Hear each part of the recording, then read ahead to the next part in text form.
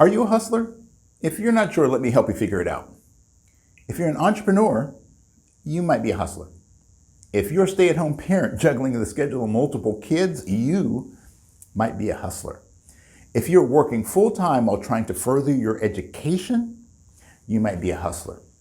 If you're a business executive working a 60-hour work week, you might be a hustler. If you have a full-time job and at least one part-time job, you might be a hustler.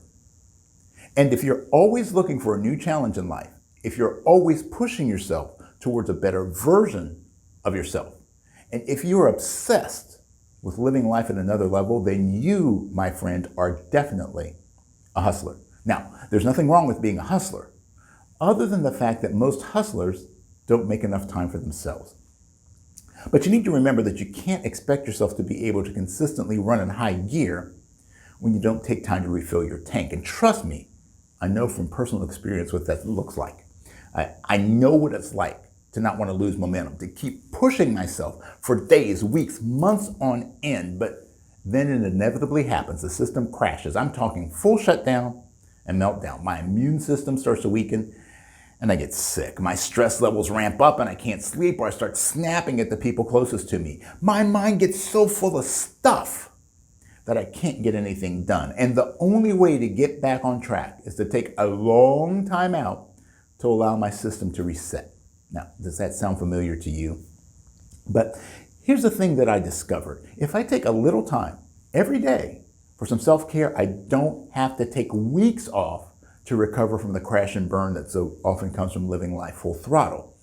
Now, did you know that according to WebMD, the top 10 health problems related to stress are heart disease, asthma, obesity, diabetes, headaches, depression and anxiety, gastrointestinal problems, Alzheimer's, accelerated aging, and even premature death. And according to research by the University College of London, people who work more than 55 hours a week are 13% more likely to have a heart attack and 33% more likely to have a stroke compared to those who only work 35 to 40 hours a week. So what's the solution? It's all about creating a healthier lifestyle. Eat right, exercise, and my favorite, practice mindfulness. Now, why do I love mindfulness so much? It's because having a daily mindfulness practice has been found to significantly reduce your stress levels, reduce pain, and it can increase focus and productivity while also helping you to get more joy and satisfaction out of life. But you may be wondering, how do you fit a daily mindfulness routine into a life that's already jam-packed full of things that you need to do, important things you can't simply walk away from or ignore? Well, I've got some good news and some bad news for you. First, the bad news. The bad news is that you've been thinking about mindfulness all wrong. You have been fed a lot of misinformation about what it takes and why it works.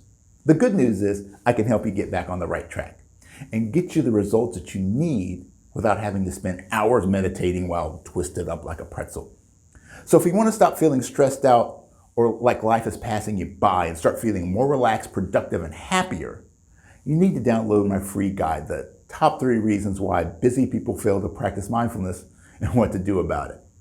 Remember, every moment that you're not fully present is a moment not fully lived. So start living a fuller, more present life today. Click the link now.